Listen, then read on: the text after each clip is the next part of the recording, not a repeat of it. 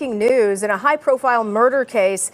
The state attorney general is now calling for the conviction of death row inmate Richard Glossip to be vacated, opening the door to a retrial. At the same time, the AG has released results of an independent review of the case. Glossip, you might remember, was sentenced to die for the 1997 murder of his boss, Barry Van Treese, in Oklahoma City. News 4's Caitlin Ogle joins us now live to break down today's new developments. Caitlin. Well, AG Drummond says the jury may have had a different decision if the man who actually confessed to killing Barry Van Treese was truthful in his testimony.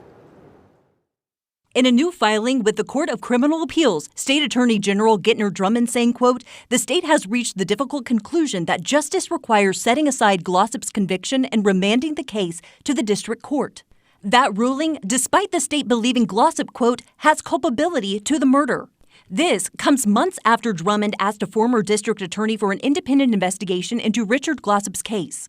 In 1997, Glossip was convicted of hiring Justin Sneed to kill his boss, Metro Motel owner Barry Van Treese, in 1997. Even though Sneed was the one who confessed to beating Van Treese to death with a bat, Glossip's defense attorneys claimed Sneed pointed the finger to Glossip to escape the death penalty and received a life sentence. Since then, his attorney Don Knight says new evidence proves Glossip's innocence and claims his client didn't receive a fair trial. He's waited 26 years to finally have the state recognize what we've known all along, which is that this was an unreliable conviction and that Justin Sneed has not been truthful with the state. And now we know, and the state has agreed with that. In the new filing, the state says, quote, Sneed did not accurately testify as to the true reason for his lithium prescription or the fact that he had been treated by a psychiatrist.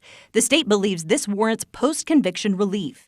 The state says if he had testified accurately, the outcome of the trial may have been different. The state says Sneed had told the jury he wasn't seeing a psychiatrist and was taking the medication for a cold. And saying, quote, the state believes post-conviction relief is appropriate with respect to Sneed's false testimony to the jury.